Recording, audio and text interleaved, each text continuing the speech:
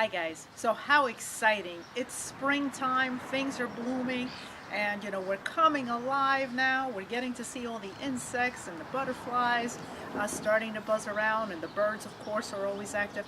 So as gardeners, we are fortunate to have our own refuge in our own backyards, a place that we can go and we can relax and feel better with all the greenery and all the life around us.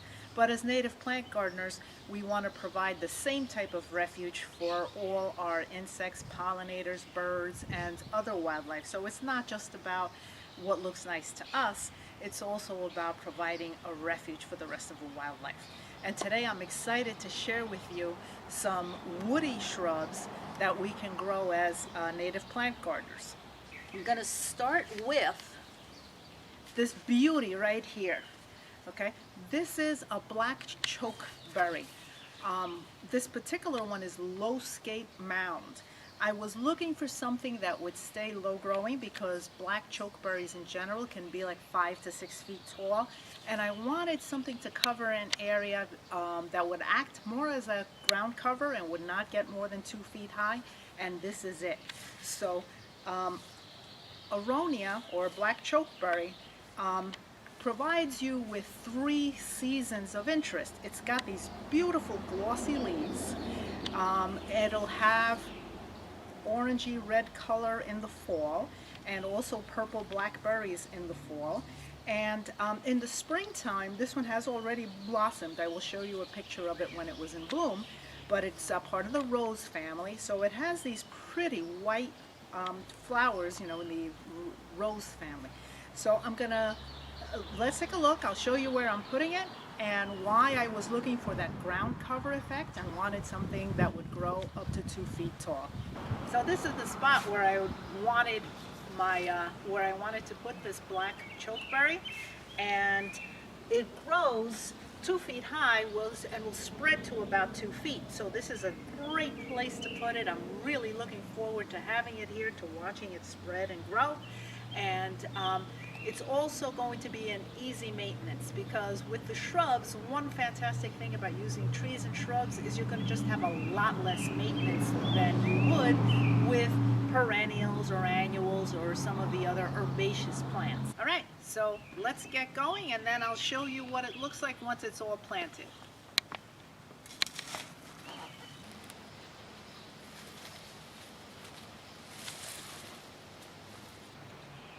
I'm really excited about how this looks with these shiny green leaves here in this area. And then another thing about black chokeberry is that it's very adaptable to different conditions, such as wet soils or dry soils. And it grows in full sun to part sun. And again, in the fall, I'm looking forward to the fall color, but right now this shiny green is just absolutely gorgeous. And in the spring, when it blooms, I'll be evaluating it to see just how well it attracts pollinators. Now that these are planted, I have to just water and then mulch. Now, I'll be getting the water and the mulch and doing that. One thing you want to know, guys, is do yourselves a favor, use natural wood mulch, which will break down naturally. Don't use like the red mulch or the black mulch, which use dyes that then will be absorbed by your soil. You don't want to use those products, they're unnatural. Just get the natural wood mulch that's not colored. That's my recommendation, make things better. Here you go, just take a look at, since the holly is in bloom now in the spring, it attracts so many pollinators. So don't forget their role as well. They do such a great job providing nectar, providing food. You'll see bees, you'll see all kinds of other insects buzzing around on it. Just going nuts. Look at that. So another thing for you to consider putting in your garden, and there's wide variety of them available. The next shrub that I'm going to be doing is this wonderful bush honeysuckle, or durvilla. And basically it's noted for its foliage, also a lot of great fall color. So we're going to be planting this one. One of these is Kodiak black. I have Kodiak black, Kodiak red, and Kodiak orange. So I'm looking forward to getting to see how the colors are a little bit different on each one of them and which one I might like best. These grow up to 48 inches tall and wide. So it's a mounding shrub. So I'm putting in places in my garden where I want something 4 foot tall that mounds. So it'll be towards the back of the garden. And these do sucker as well. So they can outcompete weeds. They can cover a lot of ground for you. And I like to use these kinds of shrubs in my garden because that reduces the amount of weeding that I have to do. The 3 bush honeysuckles have ended up at 3 different locations where I was looking to add some height. Here is the first one in this area where it's next to a blue spruce. And then I'll show you the other 2.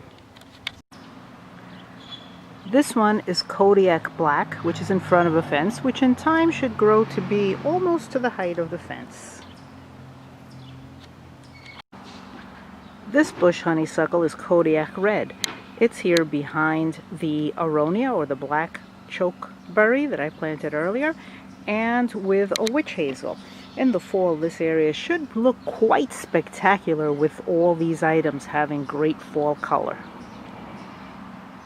So all done here. I'm looking forward to seeing these and looking at its fall color, seeing how these plants attract pollinators, filling you in, letting you know about them.